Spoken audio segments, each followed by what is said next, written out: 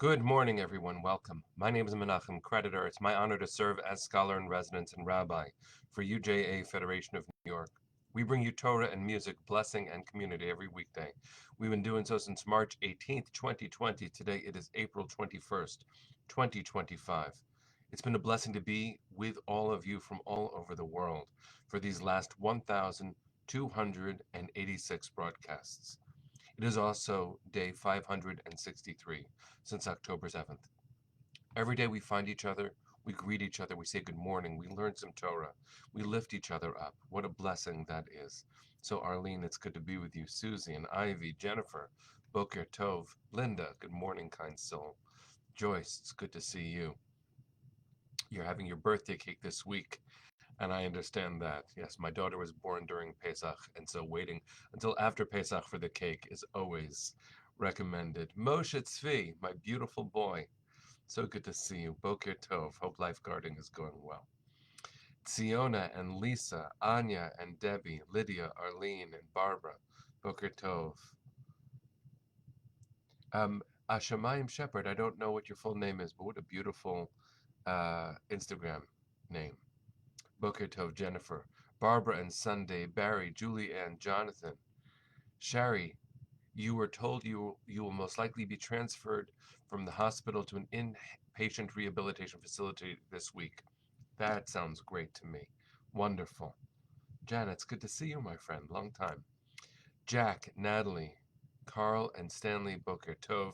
Yes, Arlene will say it out loud just right now. Today is the 8th day of counting the Omer. Corinne, Susan, Tara, good morning. Hi, Peter. Cynthia and Jacqueline, good morning, everybody. All right, Ashley. It's good to see you. All right, let's take a breath, sing a bracha, learn some Torah. I didn't check if the guitar was tuned, so don't judge me. It's okay.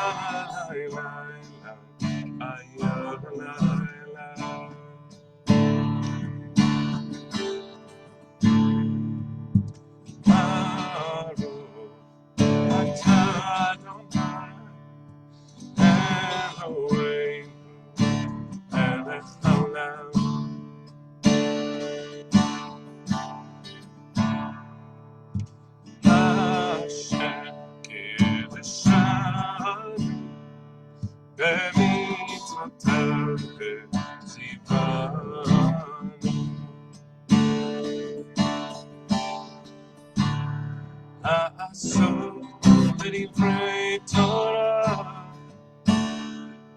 So many pray Torah.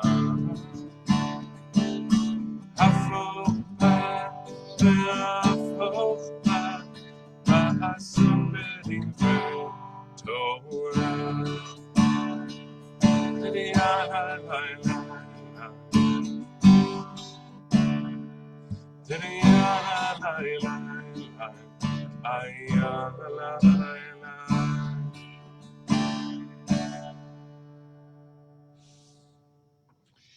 All right, everybody. Good morning. It's good to see all of you. Broadcast 1,286, day 563 since October 7th. And it is also Parshat Shemini. It is one of the hardest Torah portions in the entire Torah. We'll talk about it over the course of this week, especially because Yom HaShoah VaGvura, Holocaust Day, which in Israel is called Yom HaShoah VaGvura, Holocaust and Heroism, will be coming up this week. And the connection between Parshat Shemini and the Shoah is very significant. What I want to point to today, and I'd like to offer these thoughts both in memory of Pope Francis, who we learned died, but also in the hopes that the next Pope that will be chosen by the Vatican Council will continue the process that the Church began with Nostra Aetate to modernize its relationship with the world, It wasn't only with the Jewish community, but significantly the shifts of the Catholic Church, utilizing the wisdom of such allies and teachers as Rabbi Abram Joshua Heschel of blessed memory to create the Second Vatican Council led to a process of modernization that has allowed us to become friends. If there are still differences, and there are, they are eminently bridgeable when we remember that the creator of all is the one that all faiths ultimately owe fealty to. Another way of saying that is every faith must recognize the humanity of every human being. The image of God is a universal human truth. The Catholic Church sometimes remembers this, that truth and worthiness and salvation are not only the rights of Catholic believers. My hope is that the church will continue to move in that direction and that we can work together for peace all over the world. Let's also turn to this week's Parsha, remembering that we went through our second Pesach just now with an incomplete notion of freedom. And I'm guessing, because this is a continuous reawakening, not a gentle one, that we are actually just the most recent generation to realize how unrealized freedom has been. When we open the Haggadah, and we put it aside for now, but when we open the Haggadah, I am continually shocked at its ongoing resonance. I never would have thought that 2 years in a row there would be images of Jews, old and young, who were being held hostage with the world's knowledge, and that prayers for freedom would feel so urgently and real. And the second Pesach since October 7th is done, and 59 of our beloveds are being held hostage. We aren't really sure how many of them are alive, but please God, it should be more than 24 of the 59. And so we are not just praying for their safety in return and for the right to bury them with kavod, with respect. We are also still in a world where the notion of universal worth is still also unrealized. And so when we look at this week's Parsha, there are lessons to be learned about this in particular. Let me offer a thought in process. The stories in Parshat Shemini are very hard. The one that we always talk about, and always must talk about, is the story of two young men who, for some reason, died. I don't know how to describe it, really. The Torah says, just as fire shot out from the altar to accept the commanded sacrifice, fire shot out from the altar and consumed these two young men, Nadav and Avihu. And all we know about what they did is that they offered an Eish Zara, a strange fire, and that has been translated very differently depending on who's doing the translating. An Eish Zara, an uncommanded fire. So they acted spontaneously and died because they were too close to the holy. Another suggestion, based on the teaching later in the Parsha, that a priest may not do their work while intoxicated, is that they were drunk. But whatever the reason is, it is a very harsh thing. And they die right in the presence of their father. It is incredibly hard. It, of course, at the basic level, sensitizes us to human life and the fragility of it, because what did they do to warrant this? The answer is, well,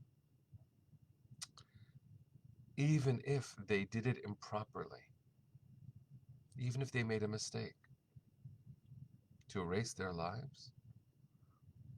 There are some commentators who take God to task for this. Most try to find some fault in this. We'll talk about this during the week. But I wanted to make a point on a meta level about this. Nadav and Avihu served as leaders in the community. They were, after all, Aaron's sons, and Aaron was the high priest, and all of his descendants are Kohanim, serve the holy. They had a position of power in their time. There was no competing caste of leaders. There were the elders and the judges and Moses, but the way of being intimate with God was based on priestly service. And so, yes, there are those Tziona sharing a midrash that she heard, that they wanted to be in charge instead of Moshe and Aaron. Now, that's not in the text, but what we try to do over the course of generations and generations, centuries and centuries, millennia, is try to understand what the text might be suggesting. And often what we end up doing is suggesting something we believe to be true, using some of the verses to make the point, which is what I'm going to do now. It's in the realm of drash, which means interpretation. It's not in the realm of pshat. It's not necessarily, and probably not, what the text says. But what it tells us is that when someone occupies a position of power, they cannot they cannot act outside of the rules and assume there's no consequence. Nadav and Avihu, in fact, wielded power in the way that you might expect. Their actions were taken with the authority that they did wield, but they did it in a way that was outside of um, what they were commanded to do, meaning they exercised authority without the right. And this is a very slippery issue for us these days, too. Power is dangerous in the hands of those who do not respect structure, those who do not uphold the ideals of communal norms, because they can act within their authority. They are using the power that they have, but they don't have the right to use the authority in that way. And then what holds them in check? In our parsha, the fire shoots out from before God. And no, even though we cannot understand what did Nadav and Avihu do to deserve this punishment, and the most radical question of all is, was it a punishment? We'll deal with that another time.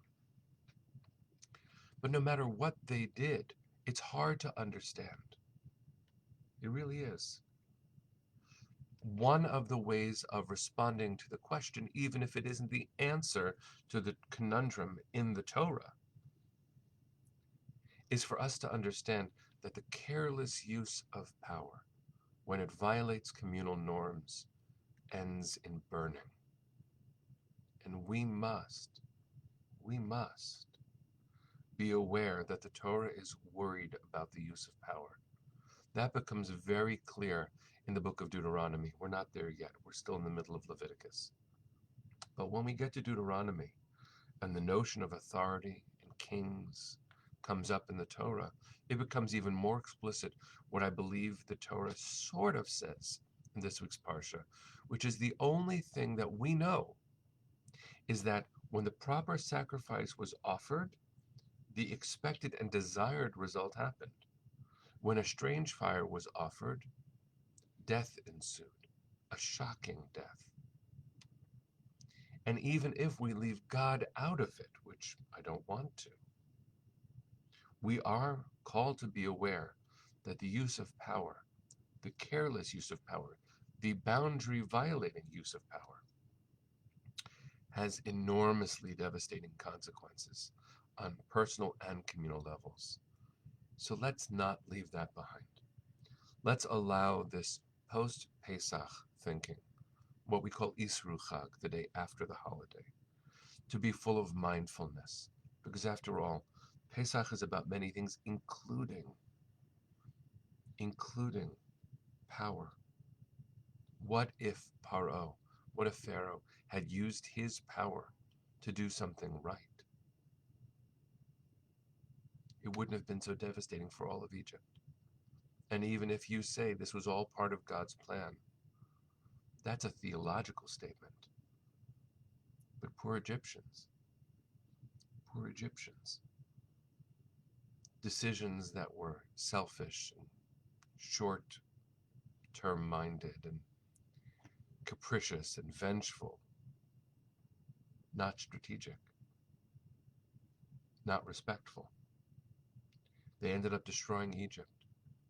There are implicit messages here for societies of all kinds in the Parsha, in the Haggadah, and certainly in our tradition.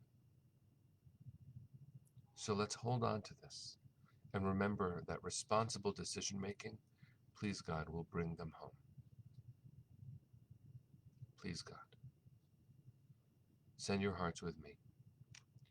Kol don balevav pnima nefesh Yehudi homiya ulfatei mizrach kadima ayin letzion Sophia O lo avda tikvateinu התקווה בת שנות 2000 להיות עם חופשי בארצנו